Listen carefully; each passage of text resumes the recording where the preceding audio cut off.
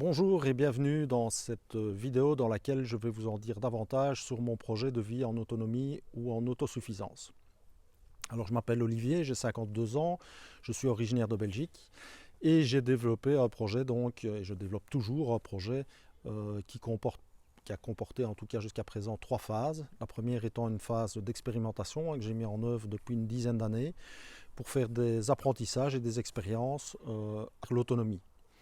J'avais d'ailleurs publié déjà depuis 2013 une série d'articles sur mon blog et de vidéos sur ma chaîne YouTube. La deuxième phase débute en 2017, période à laquelle j'ai décidé d'acquérir une ferme, celle que vous voyez en arrière-plan.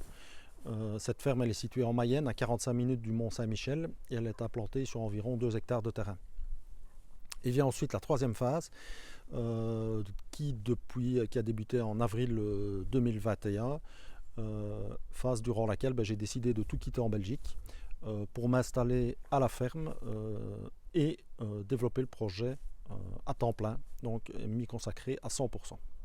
Le projet est orienté autour de 3 axes, 3 axes essentiels pour moi. Donc c'est l'autonomie énergétique, l'autonomie alimentaire et l'autonomie financière. Alors, autour de ces axes gravite évidemment toute une série de projets et de sous-projets que je mène parfois en parallèle et qui permettent d'avancer dans chacun des 3 domaines que j'ai expliqués. Mais je vais revenir sur tous ces projets en détail par la suite. Si vous voulez en savoir déjà un peu plus sur l'évolution du projet depuis le départ, vous avez sur ma chaîne YouTube des vidéos de rétrospective qui vous en diront un peu plus. Alors, quelques petites caractéristiques peut-être de mon approche. J'utilise le terme d'autonomie parce que c'est un terme qui est largement utilisé. Mais il y a peut-être une définition qui me conviendrait mieux, c'est celle d'émancipation.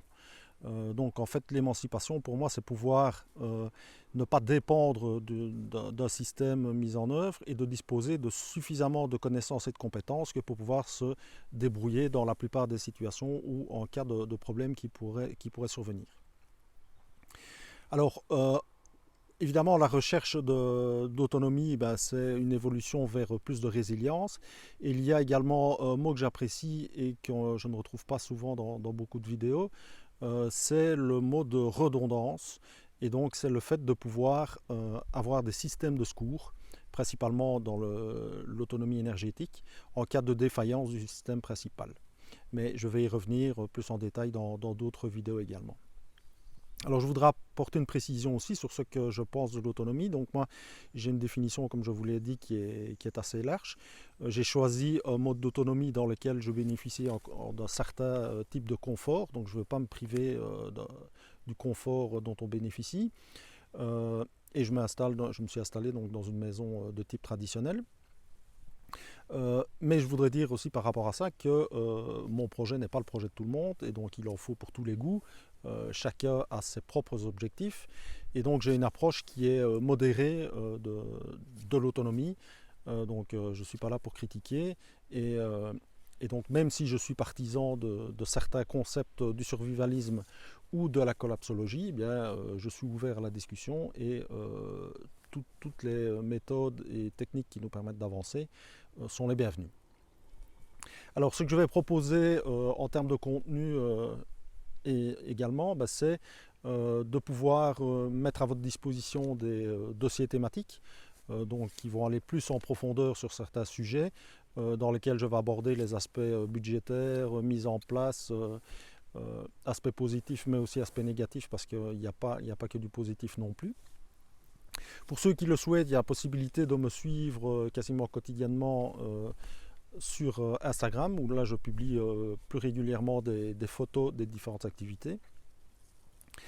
Je vais également développer des ateliers, donc des ateliers sur place, qui vont sur place ici à la ferme, qui vont se rapporter à différentes thématiques, ou des ateliers également que je proposerai en ligne. Autre possibilité aussi, dans le cadre de la rénovation de la ferme, j'ai mis en œuvre 2 chambres d'hôtes qui me permettent d'accueillir des personnes qui veulent en savoir plus sur le projet.